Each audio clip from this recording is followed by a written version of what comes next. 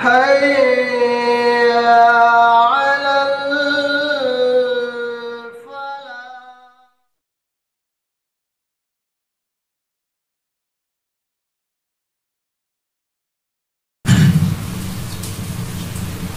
الحمد لله رب العالمين والصلاة والسلام على رسوله الأمين وعلى آله وأصحابه أجمعين أما بعد. وعن ابن عباس رضي الله تعالى عنهما قال: كان عمر رضي الله تعالى عنه يدخلني مع أشياق بدر، فكان بعضهم وجد في نفسه فقال: لما يدخل هذا معنا ولنا أبناء مثله؟ فقال عمر: إنه من حيث علمتم، فدعاني ذات يوم فأدخلني معهم، فما رأيت أنه دعاني يومئذ إلا ليريهم. قال: ما تقولون في قول الله تعالى: إذا جاء نصر الله والفتح؟ فقال بعضهم: أمرنا نحمد الله ونستغفره إذا نصرنا وفتح علينا. وسكت بعضهم فلم يقل شيئا، فقال لي: أكذلك تقول يا ابن عباس؟ فقلت لا. قال: فما تقول؟ قلت: هو أجل رسول الله صلى الله عليه وسلم أعلمه له. قال: إذا جاء رسول الله والفتح وذلك علامة أجلك فسبح بحمد ربك واستغفر إنه كان توابا. فقال عمر رضي الله تعالى: ما علم منها إلا ما تقول. رواه البخاری ورواه مسلم. ایک بڑی لمبی حدیث آپ حضرات کے سامنے پیش کی گئی، جس کو روایت کرنے والے اللہ کے نبی کے بڑے مشہور و معروف صحابی نبی صلی اللہ علیہ وسلم کے چچیرے بھائی حضرت عبداللہ ابن عباس رضی اللہ تعالیٰ عنہما اس حدیث کے راوی ہیں. اس حدیث کو پوری پیش کرنے سے پہلے اس حدیث میں اللہ کے نبی نے کیا بیان کیا اس کو آپ سن لیں. کل کے درس میں جو لوگ موجود تھے انہوں نے سنا ہے کہ الحمدللہ آدمی کی جب عمر کا آخری حصہ ہو تو آدمی کو کیا کیا کرنا چاہیے اور آدمی کو غفلت سے باز رہنا چاہیے عمر کے آخری حصے میں. آج کی جو حدیث میں نے آپ کے سامنے پیش کی گئی، اس حدیث کے اندر اللہ کے نبی صلی اللہ علیہ وسلم نے ایک آدمی کو زندگی کے آخری عمر میں یعنی زندگی کے آخری مرحلے میں آدمی کو ایسے کون سے کام کرنا چاہیے جس سے آدمی کے گناہوں کی مغفرت ہو سکتی ہے، اللہ کے نبی نے اس حدیث میں بیان کیا. آپ میں سے ہر کوئی چاہتے ہیں کہ اللہ کے پاس ہم جائیں تو گناہوں سے بالکل پاک اور صاف ہو کر جائیں، کیونکہ جب کوئی آدمی اللہ کے پاس گناہ لے کر جائے گا تو پھر اس گناہوں کی معافی کے لیے وقت لگے گا. تو اسی لیے بہتر یہ ہے کہ آدمی دنیا سے اس حالت میں جائے کہ گناہوں کا کوئی بوجھ، گناہوں کا کوئی ٹوکرا اس کے سر پر یا اس کے کاندھے پر نہ ہو. چلیے حدیث کا ترجمہ آپ کے سامنے پیش کرتا ہوں. حدیث کے راوی حضرت عبداللہ ابن عباس رضی اللہ تعالیٰ عنہما کہتے ہیں: کان عمر رضی اللہ تعالیٰ عنہما، حضرت عمر رضی اللہ تعالیٰ اپنے دور خلافت میں 10 سال آپ خلیفہ رہے. اپنے خلافت میں حضرت عمر کیا کرتے؟ یدخلنی مع اشیاق بدر. جب کبھی مشورہ ہوتا صحابہ کے درمیان میں تو عمر رضی اللہ تعالیٰ اپنے مشورے میں حضرت عبداللہ ابن عباس کو شریک کرتے. آپ جانتے ہیں کہ حضرت عمر رضی اللہ تعالیٰ عنہ کا معاملہ یہ ہوتا کہ جب کبھی آپ کوئی کام کرتے تو کام کرنے سے پہلے آپ اپنے صحابہ اکرام سے، آپ اپنے مجلس کے لوگوں سے آپ مشورے لیتے. تو اس سے ایک مسئلہ یہ معلوم ہوا کہ اگر کوئی آدمی جماعت کا ذمہ دار ہو یا امیر ہو یا مسجد کا کمیٹی کا صدر ہو تو اس کی یہ ذمہ داری بنتی ہے کہ وہ کسی بھی فیصلے کو لینے سے پہلے لوگوں سے مشورہ لے. جیسا کہ اللہ نے قرآن مجید میں فرمایا: وَشَاوِرْهُمْ فِي الْأَمْرِ. اے نبی، آپ جب کوئی فیصلہ کریں تو سب سے پہلے آپ مشورہ کریں. تو اس سے ایک مسئلہ یہ معلوم ہوا کہ اللہ کے نبی کی سنت یہ تھی کہ آپ کوئی کام کرنے سے پہلے صحابہ سے مشورہ لیتے. اور حضرت عمر بن خطاب رضی اللہ عنہ جب خلیفہ آپ تھے تو آپ کا یہ معاملہ ہوتا کہ آپ کسی بھی فیصلے کو کرنے سے پہلے آپ مشورہ لیتے. تو آپ کے مشورے میں کیا ہوتا؟ فَكَانَ بَعْضُهُمْ وَجَدَ فِي نَفْسِهِ. حضرت عمر بن خطاب کے مجلس میں جن سے آپ مشورہ لیتے یہ بڑے بڑے صحابہ ہوتے، جو جنگ بدر کے جو مشہور صحابہ ہوتے. حضرت عمر کے پینل میں یہ بڑے بڑے صحابہ ہوتے. حضرت عمر رضی اللہ تعالیٰ ان سے مشورہ لیا کرتے اور مشورہ لینے کے بعد فیصلہ کرتے. حضرت عمر کی اس محفل میں، اس مشورے کے اس مجلس میں ایک بچہ ہوتا، ایک ہی بچہ. بقیہ پورے لوگ بڑے ہوتے لیکن ایک چھوٹا بچہ جس کی عمر 9 سال کی ہوتی. حضرت عمر اس بچے کو اپنے مشورے میں شریک کرتے.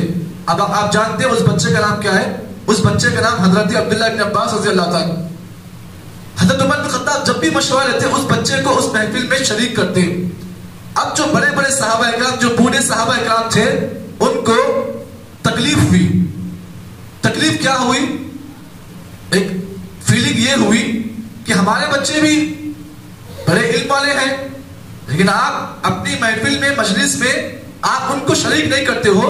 اور یہ حضرت عبداللہ بن عباس جو چھوٹا بچہ ہے، ہماری عمر میں، اس کی عمر میں زمین آسمان کا فرق ہے، آپ اس کو شریک کیوں کرتے ہو؟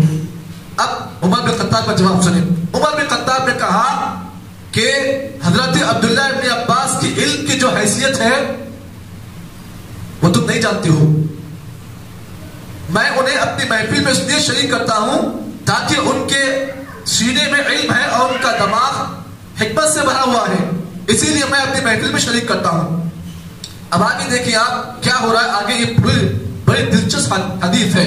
ایک مرتبہ عمر بن خطاب رضی اللہ تعالیٰ عنہ نے حضرت عبداللہ بن عباس کے علم کی چیکنگ کے لیے خصوصاً خاص کر ان بڑے بڑے صحابہ کرام کو بلایا، اور اللہ رب العالمین کی قرآن مجید کی آیت اذا جاء نصر اللہ والفتح جو سورہ نصر ہے، اس کی تلاوت کو پیش کیا. حضرت عبداللہ بن عباس رضی اللہ تعالیٰ اس محفل میں شریک ہیں اور بڑے بڑے صحابہ کرام بھی ہیں. حضرت عمر نے سب کے علم کا ایگزام لینے کے لیے اس سورت کو پڑھا اذا جاء نصر اللہ والفتح. بعض صحابہ کرام جو بڑی بڑی عمر کے صحابہ اکرام سے حضرت عمر نے سوال کیا اس سورت کے بارے میں تمہارا کیا خیال ہے؟ اللہ تعالیٰ اس میں کیا فرما رہا ہے؟ اذا جاء نصر اللہ والفتح، جب اللہ کی مدد آ جائے تو تم کیا کرو؟ اذا جاء نصر اللہ، جب اللہ کی مدد آئے اور فتح ہو جائے تو فسبح بحمد ربک واستغفر، تو اللہ کی تسبیح بیان کرو اور اپنے گناہوں کی مغفرت طلب کرو. بعض صحابہ نے کہا کہ اس میں اللہ تعالیٰ یہ بتانا چاہتا ہے کہ جب مسلمان فتح ہو جائے، کامیاب ہو جائے، اس وقت اللہ کی تسبیح بیان کرے اور اللہ کی حمد بیان کرے. بعض صحابہ کرام جو تھے، جو بڑی عمر کے صحابہ تھے، ان کو علم نہیں تھا، خاموش بیٹھ گئے. اب حضرت عمر بن خطاب نے حضرت عبداللہ بن عباس کو پوچھا، بتائے بچے اس سورت سے مراد کیا ہے؟ اللہ تعالیٰ اس سورت میں کیا بتانا چاہتا ہے؟ تو حضرت عبداللہ بن عباس، اب ان کی باری آ گئی. انہوں نے موقع میں چوکا مارا، کہا اے خلیفۃ المؤمنین، اے عمر بن خطاب، اس سورت میں اللہ تعالیٰ نے نبی اکرم صلی اللہ علیہ وسلم سے ڈائریکٹ خطاب کیا، اور اس سورت کے اندر اللہ تعالیٰ نبی اکرم صلی اللہ علیہ وسلم کو ان کے موت کی خبر سنا دی کہ آپ بہت جلد آپ کی موت ہونے والی ہے. فسبح بحمد ربک واستغفر، اے نبی اب آپ اللہ کی حمد بیان کریں اور اس کی تعریف بیان کریں. واستغفر، اپنے گناہوں کی مغفرت کا اللہ سے آپ سوال کریں. حضرت عمر رضی اللہ تعالیٰ عنہ نے حضرت عبداللہ بن عباس رضی اللہ تعالیٰ عنہ کے اس جواب کو سنا. سننے کے بعد عمر بن خطاب نے کہا، اے بچے، تم اس صورت سے جو جواب دینا چاہ رہے تھے، مجھے بھی اس کا علم تھا. مجھے معلوم تھا کہ اس صورت کے ذریعے سے اللہ تعالیٰ نبی اکرم صلی اللہ علیہ وسلم کو ان کی موت کی خبر دے رہے ہیں کہ نبی اب آپ مرنے والے ہو، آپ کے موت کا وقت قریب آ چکا ہے، اب آپ تیاری کر لیجئے، توشہ بنا لیجئے. توشہ کیا ہے؟ فسبح بحمد ربک، اللہ کی تسبیح بیان کیجئے. اس کے بعد فسبح بحمد ربک واستغفر، اللہ تعالیٰ سے استغفار طلب کریں، انہ کان توابا، اور تیسرا کام آپ اللہ سے توبہ استغفار کریں. تو عمر بن خطاب رضی اللہ تعالیٰ عنہ نے حضرت عبداللہ بن عباس کے اس جواب کو سن کر کہا، اے بچے، اللہ تعالیٰ تجھے تیرا علم مبارک کرے. مجھے بھی یہی علم تھا اس صورت کے بارے میں کہ اس صورت کے اندر اللہ تعالیٰ نے نبی اکرم صلی اللہ علیہ وسلم کو ان کے موت کی اطلاع دے دی کہ نبی اب آپ کا انتقال ہونے والا ہے. چلیے اس پوری حدیث کو آپ نے سنا. اس پوری حدیث سے میں آپ کے سامنے دو اہم مسائل پیش کر رہا ہوں، دو اہم نکات آپ کے سامنے پیش کر رہا ہوں.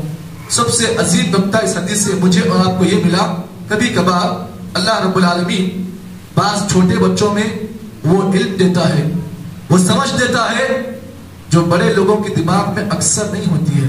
اسی لیے کبھی کبھار علم کے میدان میں عمر کو مت دیکھیں، علم کے میدان میں عمر کو مت دیکھیں، بلکہ سمجھ کو دیکھیں. بسا اوقات بڑی عمر کے لوگوں میں وہ فہم نہیں ہوتا جو چھوٹی عمر کے لوگوں میں ہوتا ہے. छोटी उम्र के बच्चों में होता है। इसीलिए कभी कभी इल्म को आजमाने के लिए आप उम्र को मत देखें, बल्कि फहम को देखें कि इस बच्चे में समझ कितनी है। तो कभी कभार कभी ऐसी मजलिस महफिल अगर मुनाकिद हो तो बच्चों को भी मौका दें, ताकि अल्लाह रब्बुल आलमीन ने किसके दिल में क्या रखा, किसके दिमाग में क्या रखा, ये अल्लाह ताला बेहतर जानता है। ये पहला मसला मालूम हुआ। दूसरा मसला इस हदीस से हमें और आपको मालूम हुआ, खुसूसन जो बुजुर्ग हजरात हैं जिनकी मौत का जो है जिंदगी का आखिरी लम्हा है, इस हदीस में उन्हें एक नुक्ता ये बताया गया कि जिनकी उम्र का आखिरी हिस्सा है, जिनकी मौत का वक्त बिल्कुल करीब है, उनको ये चाहिए कि जिंदगी में वो मरने से पहले, मौत का वक्त आने से पहले वो अल्लाह ताला की तस्बीह ज्यादा करें और इस्तिग़फ़ार ज्यादा करें, और तीसरी चीज तौबा ज्यादा करें। ये 3 काम आप करें। जो बुजुर्ग हजरात हैं जिनकी उम्र 50 से तजावुज हो चुकी है, 60 साल की उम्र की जो हद के हैं, इस हदीस में उन्हें ये नुक्ता बताया गया कि जब इनकी उम्र ये हद को पहुंचे तो इनको ज्यादातर अपने घरों में अल्लाह की तस्बीह बयान करना चाहिए और अल्लाह की हम बयान करनी चाहिए, और तीसरी चीज अपने गुनाहों के सिलसिले में इस्तिग़फ़ार कसरत से करना चाहिए। 2 अहम नुकात इस हदीस से मैंने आपके सामने पेश किए हैं। अल्लाह से दुआ करते हैं कि अल्लाह ताला मुझे और आपको जितनी बातें इस हदीस के वसीले में बताई गई, अल्लाह ताला हम तमाम को इस पर अमल तौफीक अता फरमाए। सुभान अल्लाह बिहम्दिही, सुभान अल्लाह बिहम्दिही, अशहदु अल्ला इलाहा इल्ला अंत, अस्तगफिरुका व अतूबु इलैक।